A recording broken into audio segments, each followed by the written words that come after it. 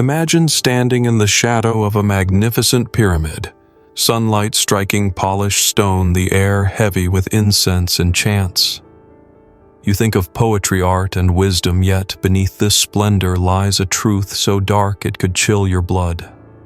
Ancient civilizations weren't merely builders of temples. They were architects of nightmares, sanctifying cruelty with ritual. Stay with me, because in the next half hour, you'll discover how the most advanced societies perfected the most terrifying acts, and why a single psychological pattern still binds them to us today. If you dare to keep unraveling this hit, subscribe now, and let's walk into the fire together. Our journey begins in Carthage, a city of merchants and mathematicians, a place where trade routes webbed across the sea and fortunes were tallied like clockwork. Yet behind its shimmering harbors and sophisticated counting houses, Carthage housed an altar that demanded the unthinkable. There, parents laid their children upon burning bronze arms, forced to keep their faces composed as music swelled to smother screams.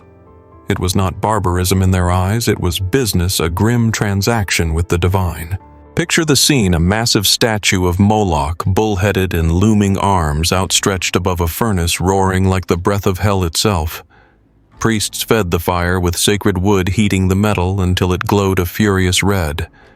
Then came the families, noble and common alike, carrying infants swaddled not for sleep but for sacrifice. To cry out was forbidden. To grieve openly was to dishonor the god. The crowd sang hymns, flutes shrieked, and drums pounded as tiny bodies slid from glowing arms into flame. Archaeology leaves no doubt. The Tophet of Carthage, today in Tunisia, contains thousands upon thousands of urns, each filled with the charred remains of children. Layers upon layers, a cemetery of ash and sorrow spanning 6 centuries. Inscriptions thank Moloch for answered prayers, a safe voyage, a victory in war, prosperity in trade.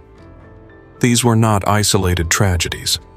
They were institutionalized rituals woven into the calendar of society.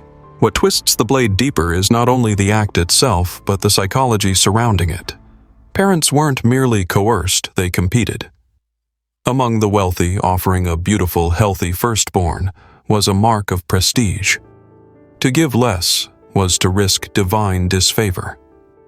And so child sacrifice became a luxury commodity, a grotesque form of spiritual currency, where suffering was the coin and status the reward. Historical records paint scenes almost unbearable to imagine.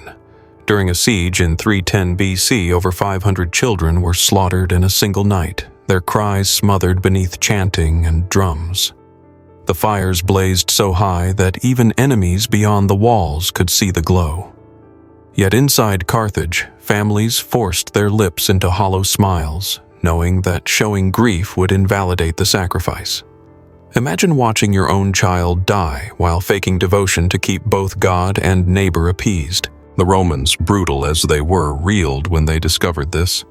These were men who found joy in gladiators tearing each other apart, yet even they recoiled at the industrial scale of Carthaginian sacrifice. To them, Moloch worship was not faith, but madness, proof of a civilization consumed by cruelty. And yet for Carthage, it was necessity without sacrifice. They believed the gods would abandon their fleets, their markets, their very future. But Carthage was not unique. Across an ocean and centuries later, the Aztecs in Mexico carried ritual slaughter to heights so elaborate that it became performance art. They didn't merely kill to appease the gods, they orchestrated spectacles transforming sacrifice into grand theater. Imagine the stone steps of Tenochtitlan's pyramid slick with blood, obsidian knives gleaming sharper than surgical steel, and a crowd roaring as a priest raised a still beating heart to the sun. At the festival of Shumolpili, held every 52 years, the Aztecs sacrificed thousands in a single marathon of blood. Hernán Cortés, himself hardened by war, claimed to have seen 20,000 slain during one such event. Hearts carved out in seconds, bodies hurled down steps, skulls mounted in vast racks called tzompantli. For the Aztecs, this wasn't cruelty, it was cosmic maintenance. They believed the sun itself would stall if not fed daily with human blood. And here the pattern sharpens into view. In Carthage, parents smiled while their children burned. In Tenochtitlan, crowds cheered as captives bled out beneath obsidian blades. In both, emotion was regulated pain, sanctified death converted into spectacle. The more suffering offered, the greater the favor promised. This is no coincidence. It is the root of what scholars call sacred violence, and it explains why some of the most civilized societies turned themselves into engines of horror. Different gods demanded different offerings. To Tlaloc, the rain god children were the chosen victims. But there was a twist so cruel it still echoes through history, the belief that their tears could summon storms. Priests ensured the children wept sometimes through torture, so their cries became a kind of weather-making ritual. Rain was purchased with pain, and the skies were thought to respond only when innocents screamed. For Sip Totec, the god of renewal, victims were flayed alive. Their skins were worn by priests like garments stitched onto their bodies for 20 days as they walked among the people. Imagine the stench of death trailing in the streets, the rustle of drying flesh in the wind, and crowds treating this as holiness. These men weren't feared as monsters. They were revered as the most sacred conduits to the divine. The Aztec calendar was essentially a timetable of violence. Different months, different festivals, different types of sacrifice. Warriors for one day, slaves for another, women or children for yet another. Every segment of society had its designated victims feeding into a system that functioned like clockwork. It was the bureaucracy of blood. Refusal to participate was not bravery, it was social suicide. Archaeologists have uncovered chilling proof of this scale. Excavations at the Templo Mayor revealed walls studded with human skulls, not randomly placed but carefully arranged in racks. These tzompantli weren't decorations. They were records accounting systems carved in bone. Each skull a receipt proving the gods had been fed, each rack a public declaration that the cosmic balance had been upheld. When the Spanish arrived, they were horrified. Ironically, these same conquistadors carried the Spanish Inquisition in their homeland, where burning heretics alive was standard. Yet compared to the Aztecs' heart extractions, skinning, and racks of skulls, even inquisitors saw something alien. But here's the unsettling truth. Both societies justified their violence through the same mechanism, sacred necessity. They only differed in scale and spectacle. And so we see the first strand of the pattern. The more unbearable the sacrifice, the greater the reward imagined. Carthaginians offered firstborns for trade winds. Aztecs fed children's tears to the skies. Both convinced themselves that cruelty wasn't cruelty at all, it was devotion. And once a culture encodes that logic, it becomes nearly impossible to break free. But if Carthage and the Aztecs turned sacrifice into spectacle, the Celtic Druids twisted it into prophecy. These weren't uneducated brutes. Druids were intellectuals of their age, philosophers, astronomers, physicians, and yet they orchestrated rituals that transformed screams into messages from the future. When the Wicker Man burned, the cries of its victims were said to reveal omens about harvests and wars. Human agony became a tool of divination. Imagine a wicker figure 60 feet tall, packed with criminals, prisoners, and sometimes volunteers. Torches touched the straw, flames climbed in a roar, and within the inferno, hundreds writhed together, their voices blending into a symphony of terror. The Druids listened, interpreting tones and pitches as though decoding the stars. Knowledge had become complicit with cruelty, rationalizing horror through the language of science and fate. Bog bodies discovered across Europe confirm the pattern. The Lindo man in England strangled, stabbed, and beaten before being cast into a marsh boar ritual meals of mistletoe in his stomach. This was no accident. It was ceremonial precision. Archaeology shows these weren't random killings but carefully staged sacrifices, each designed to please gods and to read destiny from suffering. The smarter the culture grew, the more intricate their methods of killing became. The Romans themselves, connoisseurs of blood sport, outlawed druidism not because they hated violence, but because they feared it. When the empire that staged gladiatorial massacres decided your rituals were too extreme, it meant the Druids had crossed a line even Rome refused. And yet, within Celtic culture, some warriors volunteered eagerly, believing death in ritual fire would grant immortality. Here, the pattern sharpened. If you convince people that suffering ensures honor or eternity, they won't resist it, they'll compete for it. Beyond the Celtic forests, another people carried this psychological engine to its ultimate form. The Scythians' nomadic horse lords who ruled the vast Eurasian steppe believed death was not the end, but a transfer of rank. When a king died, the living were expected to follow him. His wives, concubines, servants, even his horses were slaughtered to ensure the monarch entered the next world fully staffed. Herodotus, the Greek historian, describes scenes almost theatrical in their brutality. The king's body was embalmed with herbs, his skin rubbed with aromatic resins, his flesh packed with spices. Around him, one by one, the living were strangled. First the chief wife, then the favored concubines, then guards and attendants. Horses were killed in harness, ready to pull chariots through eternity. Death wasn't a departure. It was relocation. Imagine entering a Scythian burial mound at Kurgan centuries later. The air frozen, the bodies preserved in haunting detail. Concubines positioned as though embracing their king. Servants prostrate in eternal obedience. Horses still yoked, mouths agape in a final whinny. Archaeologists have unearthed hundreds of skeletons arranged with chilling order. Even in silence, the grave feels crowded with loyalty. The scale was staggering. Some royal funerals claimed hundreds of lives, all extinguished to escort one man into the afterlife. Yet disturbingly, not all were forced. Many families competed for the honor of having their children chosen. To serve the king in death meant prestige for the living.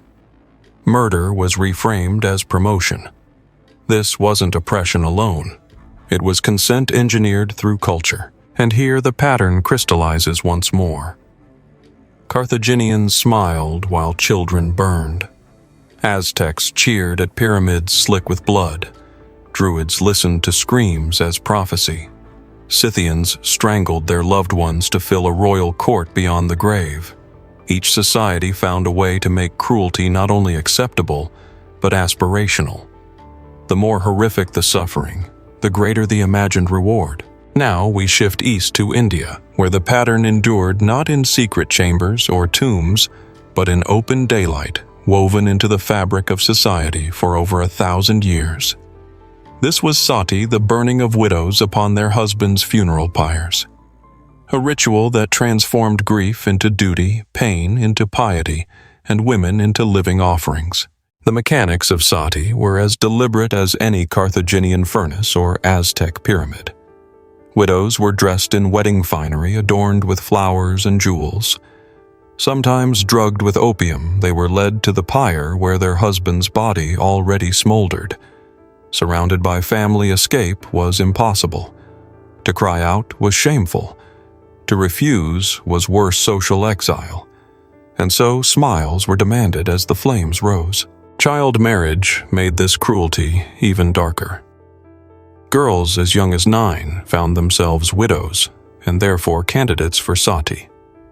Entire communities celebrated these deaths as sacred achievement. In Rajasthan, during sieges, thousands of women hurled themselves onto collective pyres in an act called jauhar, choosing fire over capture.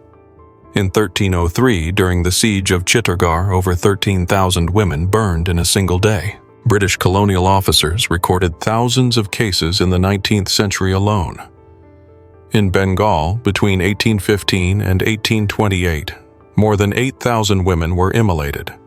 These were not hidden tragedies, they were public spectacles attended by crowds who believed they were witnessing devotion of the highest order. The flames became theater, each pyre a stage upon which society rehearsed its values. And here, finally, the psychological pattern emerges in perfect clarity, whether in Carthage, Tenochtitlan, Celtic, Gaul, Scythian steppes, or India. The logic was the same. First establish that the gods demand suffering, then convince people that the greater the agony, the greater the reward, and finally tie status and honor to participation. Once those three gears turn together, cruelty no longer hides it, parades. By now you may feel a chilling realization these rituals weren't isolated anomalies. They were carefully engineered systems, each with its own internal logic. The Carthaginians believed Moloch secured their trade routes. The Aztecs thought the sun itself would collapse without human blood. Druids divined the future in screams. Scythians staffed their kings in death, and India wrapped widow burning in the veil of honor. Different lands, different gods, but the same machinery beneath. Psychologists today call this machinery sacred violence.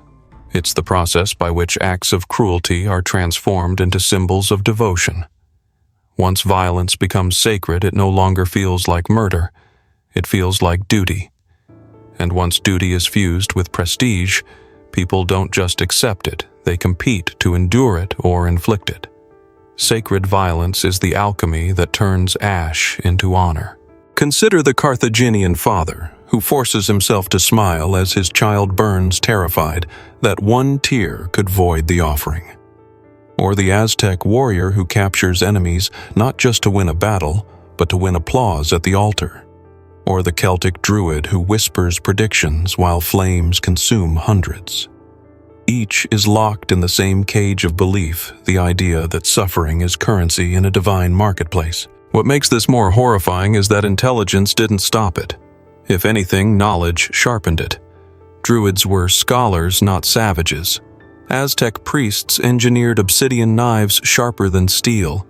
Indian Brahmins drafted entire scriptures to justify sati. Civilization didn't erase violence. It rationalized it, polished it, dressed it in ritual robes until it looked like virtue. And here lies the cruel paradox.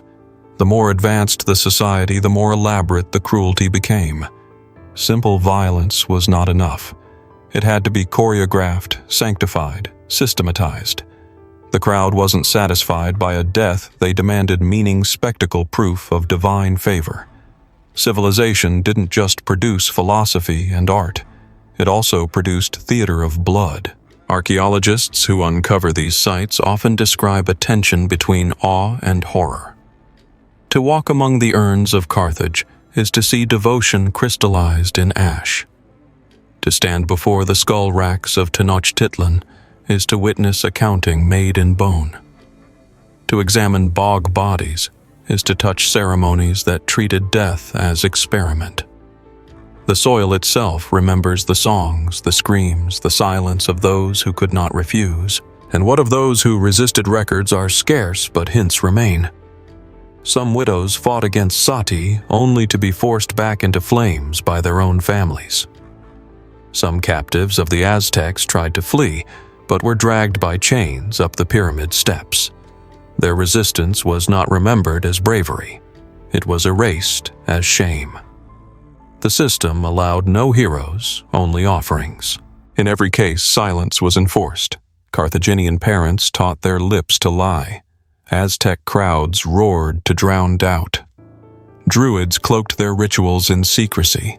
Indian families surrounded widows so no one could escape. Silence wasn't an accident. It was policy. And silence, as history shows, is the first accomplice of cruelty. What we learn from these rituals is not just the depth of human brutality, but the astonishing ability to rebrand it. Murder became sacrifice, torture became prophecy, suicide became honor. The words softened the reality until even the victims were convinced. Language itself became a tool of violence, binding generations into the same cycle. And here at the midpoint of our journey, we confront the question that gnaws like fire at the edge of faith. If entire civilizations could normalize the unthinkable, what are we normalizing today?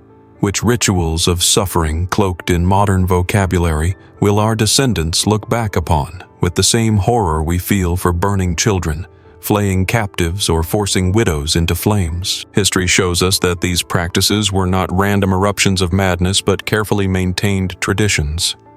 They endured for centuries because they solved problems, economic, political, and social, while pretending to solve spiritual ones. Carthage stabilized its trade elite by turning children into divine currency. The Aztecs unified their empire through ritual theater. Druids reinforced their authority by owning prophecy. The Scythians locked loyalty into death, and Sati preserved patriarchal inheritance lines under the guise of devotion. Each society had its reason, its justification. And that is what makes this so terrifying. Because once you can justify cruelty, you can industrialize it. And once it is industrialized, it becomes invisible in everyday part of life. People stopped asking, "Is this wrong?" and began asking, "Did we perform it correctly?" Morality was displaced by method. In Carthage, inscriptions thanked Moloch for victories. In Mexico, Aztec codices documented the precise number of sacrifices needed per festival. In Celtic lands, Druids codified rituals as if writing laws. In India, scriptures were cited to praise a widow's burning. This was paperwork for suffering bureaucracy as theology. When violence earns a place in ledgers, it stops being questioned and starts being scheduled. But the human cost is always the same. Children robbed of life before their first words. Prisoners marched up temple steps with hearts pounding toward silence. Men and women packed into wicker prisons that doubled as pyres. Servants strangled because their master died. Widows coerced into smiling while fire licked their saris. Strip away the symbols, and what remains is raw agony. So why did entire civilizations accept this? The answer lies in 3 simple steps. First, convince people the gods demand sacrifice. Second, teach them that the more painful the sacrifice, the greater the reward. And third, bind status and honor to participation. This 3-gear system is universal. It works in any culture at any time. And once it spins, it is almost impossible to stop. That is why wealthy Carthaginian families competed to offer their firstborns. That is why Aztec warriors took pride in delivering captives. That is why Celtic volunteers stepped into fire believing they'd be immortal. That is why Scythian families fought to be strangled beside their king. And that is why Indian widows were celebrated more in death than in life. The pattern is brutally clear. It is not that ancient people were more cruel than us. It is that they were more honest about their cruelty. They built altars, pyramids, wicker giants, and funeral pyres to house it in public. They didn't hide their violence, they sanctified it. They turned it into architecture, into music, into festivals. Their brutality wore the mask of faith, and if that unsettles you, it should. Because the same psychological engine hums beneath our own societies today. We may not burn children to Moloch, but we still build systems that ask for suffering in the name of progress, profit, or ideology. We still disguise cruelty as duty, still label sacrifice as honor. The costumes have changed, but the stage is the same. Think about it, suicide bombers today believe martyrdom guarantees paradise. Cults convince followers to drink poison for salvation. Extremist groups promise glory through violence. These are not different from the Carthaginians or the Aztecs. They are simply modern chapters of the same story, proof that sacred violence is not ancient history but a recurring human instinct. And so, as we push deeper into this narrative, the question grows louder.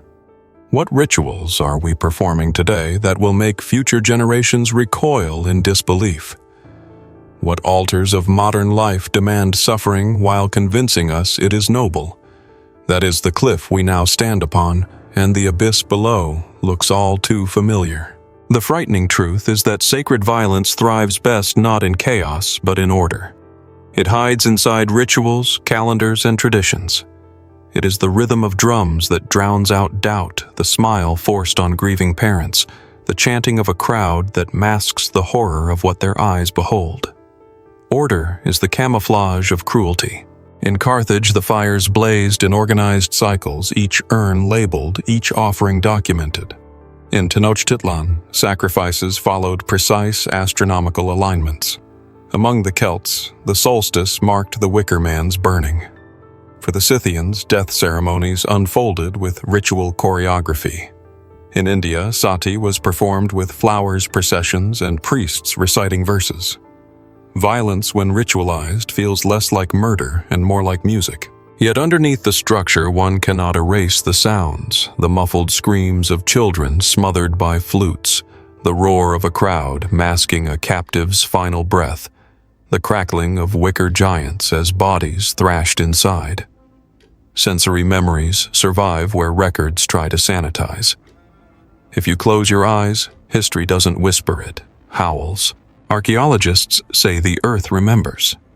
Soil chemistry still carries traces of ash and blood. Bones unearthed show cut marks from obsidian strangulation grooves, burns that speak of agony. The ground itself is testimony, refusing to let silence win. Every excavation becomes not just science, but an exhumation of lies societies told themselves to survive. And as we uncover these truths, we also uncover ourselves. Because to study ancient rituals is to confront the possibility that we are not so different. If they built monuments to sanctify cruelty, what monuments are we building now? If they turned blood into spectacle, what spectacles today thrive on hidden suffering? The mirror of history shows not only their faces, but ours. Sacred violence always begins with belief, but it sustains itself through fear. Parents in Carthage feared dishonoring Moloch. Aztec warriors feared cosmic collapse. Druids feared a future unread without sacrifice. Scythians feared a dishonored afterlife. Indian widows feared living as pariahs more than dying in flames. Fear is the soil where sacred violence takes root, and when fear is shared by an entire society, it ceases to feel like fear at all. It becomes normality. Carthaginian markets bustled the morning after children burned. Aztec families laughed together after watching sacrifices at the pyramid. Celtic clans feasted after wicker men collapsed into ash. Life continued. Cruelty became background noise. Normalization is the final victory of sacred violence, but cracks always appear. In India, some widows refused sati, sparking debates that eventually led to its abolition. In the Roman Empire, Moloch worship was obliterated along with Carthage. The Aztec pyramids fell to Spanish steel even as Inquisition fires burned in Europe. The Druids vanished under Roman decree. History shows that sacred violence can be broken, but never without resistance, never without the courage to call cruelty by its name. This raises the question, what will break ours? If sacred violence today thrives in radical extremism in cults, in systems that demand sacrifice of body, mind, or freedom, what force will finally expose it? And will it require outsiders as with Rome and Spain? Or can we recognize it ourselves before the flames grow too high? As we approach the end of this journey, remember this. Every civilization thought itself more civilized than the last. Carthage considered itself advanced. The Aztecs saw themselves as cosmic custodians. The Celts thought themselves wise. The Scythians believed themselves loyal. Indian society considered itself righteous. And we today tell ourselves we are enlightened, but the pattern whispers otherwise. Sacred violence is not a relic of ancient history. It is a mirror held up to our present. The same three gears that drove Carthage, the Aztecs, the Druids, the Scythians, and medieval India still turn today. Demand reward status. When suffering is demanded, when greater pain promises greater reward, and when society applauds participation, cruelty transforms into devotion. We see it in modern cults where leaders convince followers to give up their wealth, their families, even their lives, promising enlightenment or salvation. We see it in extremist groups that celebrate suicide bombers as martyrs. We see it in ideologies that treat sacrifice of ordinary people as necessary for the greater good. The gods have changed, but the mechanism has not. Consider how language still disguises cruelty. We call some sacrifices collateral damage. We call some suffering patriotism. We call some deaths necessary losses. Just as the ancients called child murder offering or burning widows honor, we too twist words until blood looks like virtue. Euphemism is the most enduring altar, and technology has only amplified the stage. Where the Aztecs had skull racks, we have digital feeds. Where Carthage had urns, we have statistics. Where Druids studied screams, we study metrics. Cruelty is now quantified, streamed, and normalized through screens, its edges dulled by repetition until it feels like background noise. The lesson from history is not simply to recoil in horror at what others did. It is to recognize how easily we too could slide into the same abyss. For if entire civilizations of poets, builders, astronomers, and philosophers could sanctify suffering, then intelligence and culture are no safeguards. Without vigilance, belief becomes blade, and ritual becomes prison. So ask yourself, what flames are we feeding today, convinced that they protect us? What children are being placed in modern arms of bronze, whether through exploitation, poverty, or war, while societies look away? What rituals of suffering have we renamed to soothe our conscience? The pattern endures not because of gods, but because of us. The victims of ancient rituals had no voice. Their silence was demanded, enforced, and sanctified. But we have a choice to break that silence, to look at suffering and call it what it is, to refuse the disguise of sacred words, to remember that no God, no state, no ideology is worth the price of innocence. History warns us the altar is always waiting. It does not care whether it is carved from stone, built from wicker, raised as a pyramid, or assembled in pixels and policies. The altar is eternal. What changes is only the shape of the offering. Unless we recognize the pattern, we risk stepping onto it ourselves, smiling as we hand over the next victim. And so the final question is not, why did they do it? But what are we doing now that will horrify those who come after us? For every civilization believes itself enlightened, and every civilization leaves behind rituals of cruelty disguised as devotion. The Carthaginians thought themselves wise. The Aztecs thought themselves necessary. The Druids thought themselves prophetic. The Scythians thought themselves loyal. The Indians thought themselves righteous. And we, what do we think ourselves to be? The story ends where it began, with a mask called civilization. Behind temples, poems, and laws lurked fire, blood, and silence. The ancients built monuments to enshrine their cruelty. Our monuments may look different, but the same pattern beats beneath them. If you've followed this journey through the darkest corners of human history, ask yourself one last thing: what sacred violence still lives among us, hiding in plain sight? If you want to keep lifting the veil on history's darkest truths, subscribe now and join me next time as we uncover another chapter. The past tried to bury, but the earth refused to forget.